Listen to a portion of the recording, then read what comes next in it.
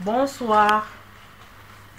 Aujourd'hui, je voudrais partager un message qui s'adresse plus particulièrement à des gens qui ont eu à faire des demandes dans leur prière, mais qui jusque-là n'ont toujours pas reçu de réponse.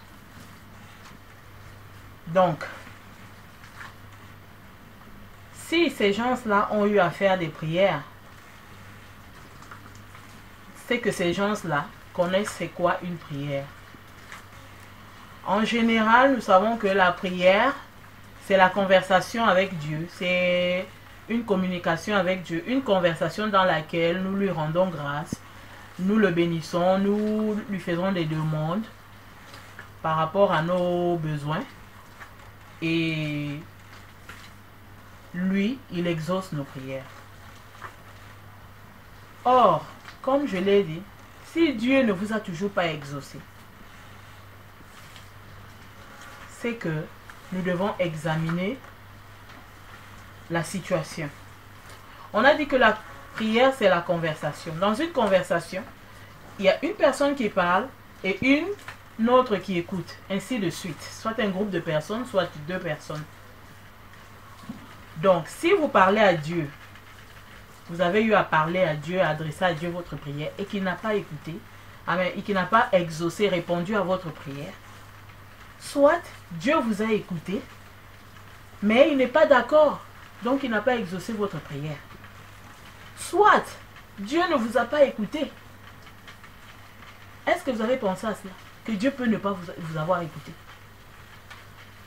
Le proverbe 15, verset 29 nous dit que Dieu écoute la prière du juste.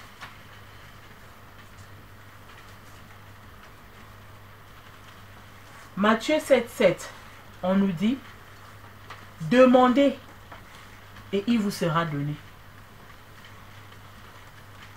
Donc, si on s'arrête à Matthieu 7,7 et à votre prière dans laquelle vous avez fait la demande, vous avez demandé, donc, normalement vous devez recevoir.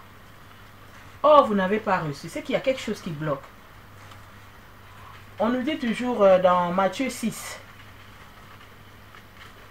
que Jésus nous dit dans Matthieu 6, là oui, tout au début, que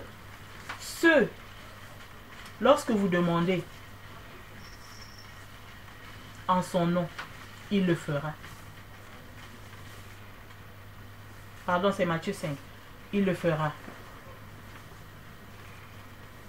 Donc, demandez et vous recevrez, ou on vous donnera, n'est pas suffisant. Il faut demander au nom de Jésus. Oh, toi, je suis sûr, tu es chrétien, tu as accepté Jésus. Tu sais comment faire une prière, adresser une prière à Dieu. Tu as demandé au nom de Jésus. Mais bizarrement, tu n'as pas reçu. C'est vrai qu'il y a un temps. Il y a un temps où toi, tu adresses la prière, tu attends jusqu'à l'exaucement. Mais si aujourd'hui, tu arrives au point de dire qu'on n'a pas exaucé, c'est que ce temps d'attente-là d'exaucement est dépassé. Et c'est clair que Dieu n'a pas exaucé. Peut-être ça fait 5-10 ans que tu n'as pas reçu un enfant. Tu demandes à avoir un enfant, tu n'as pas reçu. Ça fait des années que tu as cette maladie, tu ne reçois pas de guérison. C'est que le temps de guérison, le temps d'obtenir l'enfant est passé. Et tu es dans la situation où tu es convaincu qu'on ne t'a pas exaucé. Donc c'est pour comprendre pourquoi on ne t'a pas exaucé là, que nous sommes là aujourd'hui. Et on a dit que on demande à Dieu et il donne. Soit Dieu n'est pas d'accord, soit il n'a pas écouté. Le proverbe 15, verset 29 nous dit que Dieu écoute la prière du juste. Donc ça montre que Dieu n'écoute pas tout le monde. Il écoute certaines personnes. Maintenant, si Dieu écoute les justes, c'est quoi un juste? Le proverbe 20, verset 7 nous dit que le juste marche dans son intégrité. Le psaume 64, verset 11 nous dit que le juste se réjouit en l'Éternel. Le psaume 37, 30 nous dit que la bouche du juste annonce la sagesse et sa langue proclame la justice. Est-ce que tu te retrouves dans cette catégorie? Est-ce que ta bouche proclame la sagesse et la justice? Est-ce que tu te réjouis en l'Éternel? Est-ce que tu marches dans ton intégrité?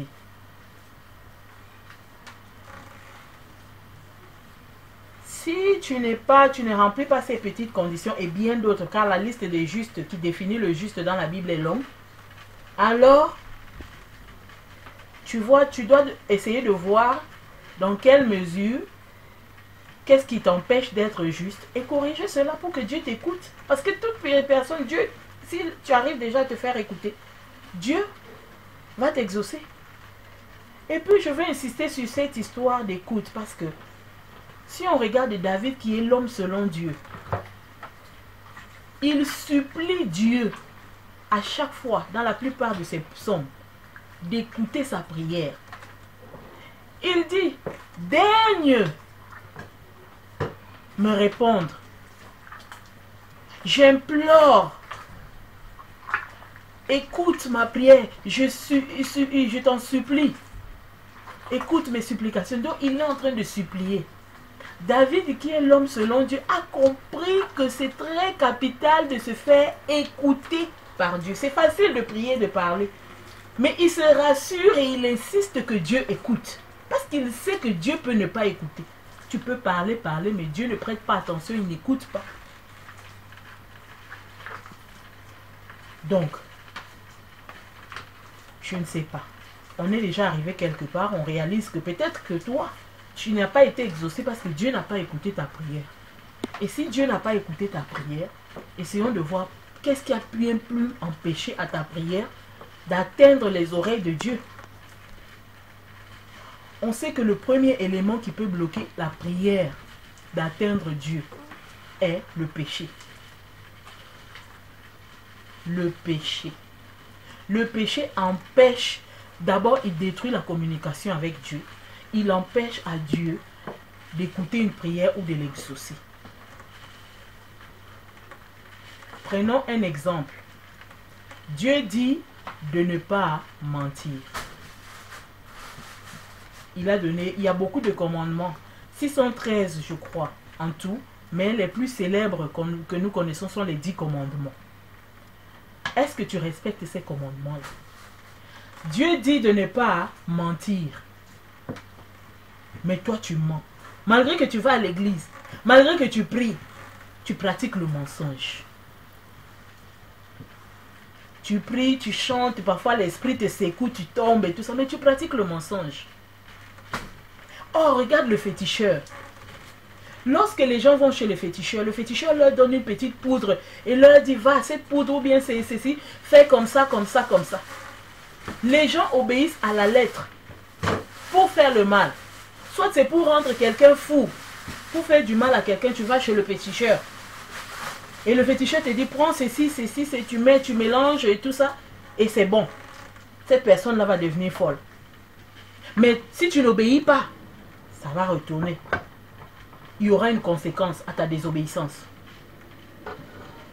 Les gens vont, ils obéissent à la lettre. Si on a dit réveille-toi à 4 h du matin, ils se réveillent à 4 h du matin. Si on a dit fais ceci, ils font cela. Vous voyez l'obéissance? Le féticheur sait pourquoi il lui dit fais comme ça, comme ça, comme ça, pour atteindre le but de ce que cette personne était venue lui demander. Le féticheur qui est en train de pratiquer le mal est obéi. Mais toi, qui demande quelque chose de bien à Dieu, toi à qui Dieu veut faire du bien, tu n'obéis pas aux instructions de Dieu. Parce que ces commandements, il se plaît à celui qui marche dans son intégrité, qui obéit ses commandements. Ces commandements-là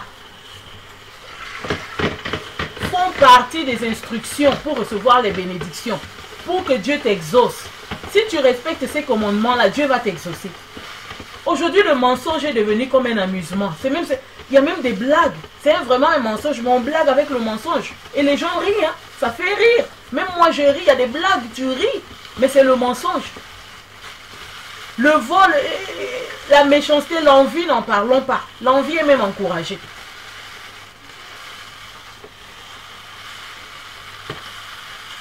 Vous voyez? Dieu dit ne mens pas. Toi, tu prends ça à la légère. Si Dieu, le féticheur, a copié les principes de Dieu, tu ne crois pas que toi, quand tu désobéis, que Quand tu désobéis, là, tu es en train de faire chambouler les principes de Dieu sur ta vie. Ce péché que tu continues de pratiquer là, à la légère, parce que tout le monde le fait, tout le monde fait. Tu ne crois pas que petit à petit, c'est en train de te faire, de créer un blocage dans ta vie. Après, tu viens demander un enfant à Dieu. Après, tu viens demander ceci. À qui la faute? Maintenant, nous savons aussi qu'il y a le principe des dîmes et offrandes. L'église, à l'église, les gens sont convaincus et tout ça là, parce que dans la Bible, on nous dit que si tu paies les dîmes et offrandes, Dieu va te protéger. Les voleurs, le dévoreur, les sauterelles, les jékels et tout ça là ne viendront plus voler tes bénédictions. Tu seras protégé. Donc, beaucoup de gens se contentent de payer leurs dîmes et offrandes et de se sentir en sécurité que Dieu va les protéger. Mais pour te protéger aussi, il y a des conditions. Il ne faut pas seulement payer la dîme et offrande. Ok, voilà ton cas. Tu dis que tu as prié, tu as tout fait. Tu as payé la dîme, tu as payé l'offrande, tu as tout fait. Mais Dieu ne t'exauce toujours pas. Alors qu'il dit que si tu fais ceci, moi je t'exauce. Dieu n'est pas un menteur. Pourquoi tu ne reçois pas la réponse à ta prière? C'est que ta dîme et offrande ne suffisent pas. Et maintenant, pourquoi la dîme et offrande ne va pas suffire? Aujourd'hui, parce que les gens payent la dîme et offrande, ça leur crée une sorte de séduction.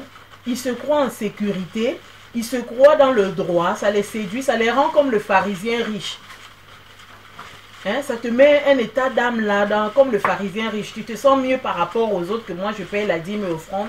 Donc, je suis dans le droit de recevoir ceci, ceci, cela. Donc, ça te change aussi ton état d'âme et quelque part ton attitude interne. Tu es convaincu quelque part que tu es dans le droit, tu es juste. Et lorsque tu vas prier à Dieu, tu as cet état d'âme-là. Que si je prie comme ça, parce que j'ai payé la dîme, Dieu va me répondre. Mais si tu pratiques encore un péché que Dieu ne tolère pas, la réponse va rester sans réponse. La prière va rester sans réponse. Donc la dîme et l'offrande ne suffisent pas. Et là, on vient de soulever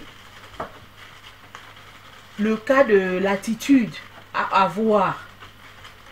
Comment est-ce que tu adresses ta prière à Dieu? Comment est-ce que tu pries à Dieu quand tu demandes? Ou bien quand tu avais fait cette demande-là à Dieu? Comment est-ce que tu t'adressais à lui? Tu es seulement plein, oh Dieu, donne-moi, comme si j'ai besoin d'un enfant. Ou bien c'est l'homme de Dieu qui a même prié pour toi, ou bien ceci, cela. Écoute, il y a des témoignages qui ont prouvé que Dieu donne des enfants aux gens à qui on avait enlevé l'utérus. Donc ce n'est pas, donner un enfant à quelqu'un n'est pas un problème. Lorsqu'il y a un blocage, c'est que le problème vient d'ailleurs. Lorsqu'il y a un blocage, c'est que le problème vient d'ailleurs. Et on a soulevé ici qu'il y a, en gros, la majeure partie pour nous les humains ici, c'est le péché. Et puis autre chose, on a vu que si vous demandez, vous recevez. Si vous demandez au nom de Jésus, Jésus le fera. Mais dans Matthieu 3, 6, 33, Jésus nous dit, cherchez premièrement le royaume des cieux. Et toutes ces choses vous seront données. Toi, tu as fait ta demande depuis ces années-là, tu n'as toujours pas reçu des réponses. Est-ce que tu as cherché le royaume des cieux? Est-ce que tu sais c'est quoi le royaume des cieux? Il dit cherchez le royaume des cieux et sa justice, et la justice de Dieu. Et toutes ces choses vous seront données. C'est aussi une condition qu'il pose. C'est vrai qu'il faut demander, on vous donnera, mais il faut demander au nom de Jésus. Mais avant de vous demander aussi, il faut chercher le royaume des cieux et la justice. Ça montre clair qu'en cherchant le royaume des cieux et la justice, on apprend des choses qui nous transforment. Et dans cette transformation, Dieu nous change. Il change notre intérieur. Et alors, quand on est changé, on sait comment demander. On sait qu'est-ce qu'il faut demander. Jacques nous dit, vous demandez, Jacques 4, 3, verset 3, vous demandez et vous ne recevez pas, parce que vous demandez mal, dans le but de satisfaire vos passions. Donc il y a une façon de demander qui compte beaucoup devant Dieu. Il ne suffit pas seulement de demander, Matthieu 7, c'est demandez et vous recevez. Dit que demandez et vous recevez, on vous donnera. Mais ici, on apprend avec Jacques que on ne demande pas n'importe comment parce qu'il y a une façon de demander qui compte. Si tu demandes seulement comme ça, tu risques de ne pas être exaucé parce qu'il dit vous demandez et vous ne recevez pas. C'est clair qu'il y a des demandes qui ne sont pas exaucées parce que ça n'a rien à voir avec ce que Dieu donne. Parce que vous demandez mal dans le but de satisfaire vos passions. Est-ce que demander un enfant, c'est satisfaire sa passion? Dans la Bible, les gens demandaient des enfants, ils ont eu. Ça, c'est même une prière. Ils disent qu'il faut faire. Les gens demandaient la guérison. Est-ce que demander la guérison, c'est satisfaire sa passion? Alors pourquoi jusque-là tu n'es pas exaucé? On dit ici que vous ne recevez pas parce que vous demandez pour satisfaire vos passions. Or, je viens de dire que dans Matthieu 6, 33, Jésus dit « Cherchez premièrement le royaume des cieux et ces choses vous seront données. Et qu'en cherchant, vous apprenez des choses, vous découvrez des choses qui vous transforment, de sorte qu'une fois transformé, vous savez qu'est-ce qu'il faut demander, vous savez comment demander. » Donc peut-être que tu n'es pas exaucé parce que tu n'as pas su demander. Tu n'as pas su demander, ta façon de demander n'était pas bien. Et là, on revient encore à l'attitude dans la prière. Tu as juste adressé une prière à Dieu, tu as dit Seigneur, donne-moi ceci, donne-moi cela. Et là, tu n'as pas reçu parce que tu avais mal formulé ta prière. Et ça nous ramène à ce qu'on a évoqué plus haut, l'attitude à avoir. Quelle attitude as-tu lorsque tu formules ta prière à Dieu?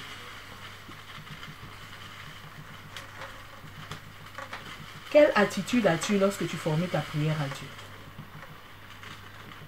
Est-ce que tu as cette attitude du pharisien riche?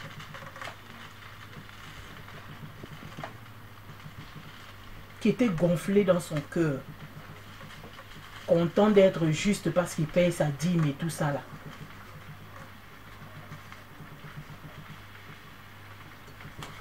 Est-ce que parce que le fait que le pasteur a prié pour toi ou bien on te considère, je ne sais pas, ça te séduit à intérieurement?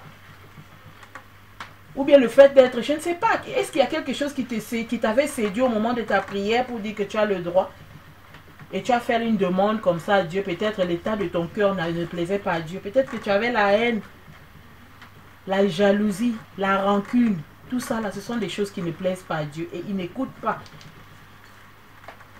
certaines prières de ce genre.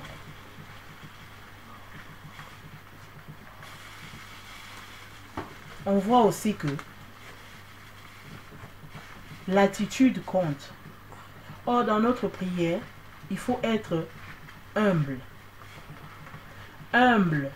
Et beaucoup d'églises ont des enseignements sur l'humilité. Il faut toujours être humble devant Dieu. Comme le républicain pécheur. Ce républicain avait toujours un cœur repentant dans sa façon de prier. Donc, chaque fois que nous prions, comme nous ne savons pas qu'est-ce qui peut bloquer notre prière, on sait que l'élément premier qui peut bloquer la prière, c'est le péché. Et dans les péchés, il y a des péchés qui viennent de nos ancêtres. Eux, ils sont morts, mais ils vous ont laissé les conséquences de leurs péchés, qui bloquent aussi nos vies. Il y a les péchés que nous avons oubliés. Il y a les péchés que nous connaissons, que nous pouvons nous repentir. Il faut toujours avoir un cœur repentant. Demander pardon pour ces péchés. Parce que ces péchés-là peuvent bloquer. Certaines personnes, un de tes péchés passés. Toi, tu es converti aujourd'hui. Avant, tu n'étais pas. Mais ce péché-là est en train de travailler dans la vie de quelqu'un. Peut-être que tu as besoin d'aller demander pardon à quelqu'un et ça va débloquer. Le blocage là qui fait que ta prière n'est pas exaucée. Tu as besoin d'aller corriger une faute que tu as commise qui est en train de te détruire encore. Toi, tu es sauvé aujourd'hui. Tu es en train de prier, mais tu avais fait quelque chose qui a détruit quelque chose là-bas. Et quelqu'un là-bas, tu dois aller corriger ça. Dieu dit bien, lorsque tu apportes ton offrande à l'autel et que tu te rappelles que tu as un problème avec ton frère, laisse l'offrande là, va te réconcilier, va régler le problème avec ton frère. Peut-être c'est ça ton problème. Un péché passé, quelque chose dans le passé, quelqu'un dans le passé a une rancune envers toi, tu dois aller délier cela parce que tu as peur. C'est lié. Tu dois délier cela, ça va t'ouvrir. Peut-être c'est ça qui est à l'origine de ton blocage.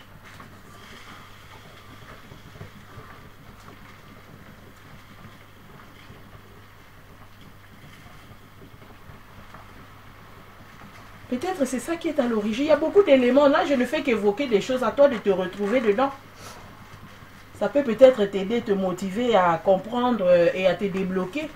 Si tu avais une attitude. On voit le peuple d'Israël. Leurs ancêtres avaient désobéi Dieu, ils avaient désobéi. La nouvelle génération, là, la génération de Malachie 3, là où on oublie le verset le plus célèbre de la Bible, de la dîme et offrande. Cette génération-là était une génération qui n'a fait que payer pour ce que les autres avaient fait. Et ils disent dans Malachie, à quoi ça nous sert de te prier? Nous te prions, tu n'écoutes pas. Dieu n'écoute pas. Ils ont prié, jeûné et prié. Dieu n'écoute pas. Dieu ne répond pas. Eux, contrairement à nous, ils se sont tournés contre Dieu. Ils ont trouvé que Dieu était méchant. Ils ont eu une drôle d'attitude. Ils disent à Dieu que ça sert à quoi de jeûner et prier? Tu ne nous écoutes pas. Et Dieu leur a rappelé leur faute. Depuis un moment, ils avaient délaissé les dîmes et offrandes, ils avaient délaissé les commandements de Dieu. C'est ça qui leur a bloqué. Peut-être qu'il y a une faute que depuis, qui est à la base de ton blocage, tu dois essayer de trouver en faisant un examen personnel ou bien en demandant à Dieu de te révéler. N'oublie pas d'être repentant. Lorsque tu découvres la faute, tu dois te répandre. Tu dois te repentir, pardon. Et s'il faut faire quelque chose par rapport à cela, fais-le. Ensuite, après t'être repenti, tu adresses encore une prière à ton Dieu dans laquelle n'oublie pas d'être humble. Avec un langage humble. N'est pas choisi entre le pharisien riche et le républicain là.